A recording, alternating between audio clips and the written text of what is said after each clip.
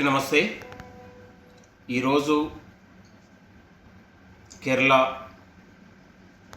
రాష్ట్రంలో ఉన్నటువంటి ఎన్నికల ఫలితాలలో దేశంలోనే అత్యంత అక్షరాస్యత గల రాష్ట్రం కేరళ రాష్ట్రం.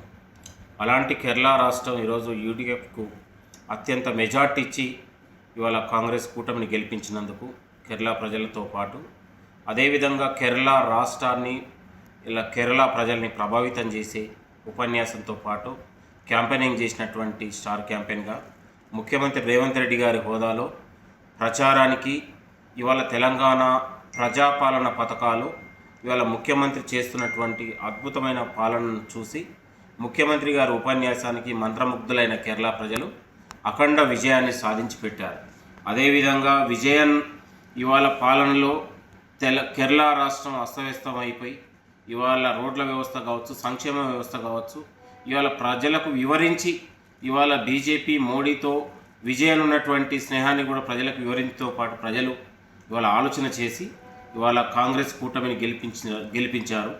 కాబట్టి ముఖ్యమంత్రి సమర్థత పాలనకు, ముఖ్యమంత్రి ఇవాళ పనితీరుకు ఇవాళ కేరళ ప్రజలు ఇచ్చినటువంటి పట్టంగా గొప్ప నిదర్శనంగా మేము భావిస్తూ ఉన్నాం. అదేవిధంగా కేరళ ప్రజలు ఏదైతే ఇవాళ కమ్యూనిస్టు విజయ్, కమ్యూనలిస్టు మోడీ ఇవాళ మధ్య తేడా లేదని కేరళ ప్రజలకు సీఎం వివరించినటువంటి తీరు, ఇవాళ మోదీ విజయన్ల మధ్య రహస్య ఇవాళ స్నేహాన్ని బట్టబయలు చేయడంతో పాటు ముఖ్యమంత్రి రేవంత్ రెడ్డి గారికి ఇవాళ సక్సెస్ అయ్యారు. కాబట్టి ఇవాళ విజయన్ మోడీ బ్రదర్స్గా ముఖ్యమంత్రి గారు రేవంత్ రెడ్డి గారు వర్ణించినటువంటి తీరు కేరళ ప్రజలను ఆకర్షింపజేశాయి. కాబట్టి కేరళ ప్రజలకు ఇవాళ యూడీఎఫ్ పక్షాన నిలిచినందుకు ప్రత్యేక ధన్యవాదాలు.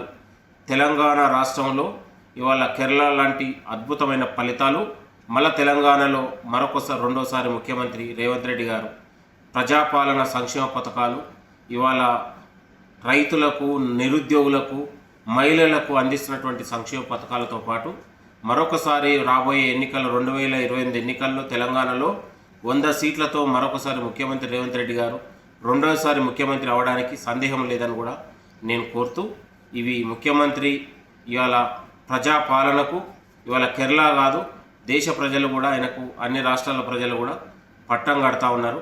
కాంగ్రెస్ ఇవాళ రోజు రోజుకు బలోపేతం అవుతూ ఉంది.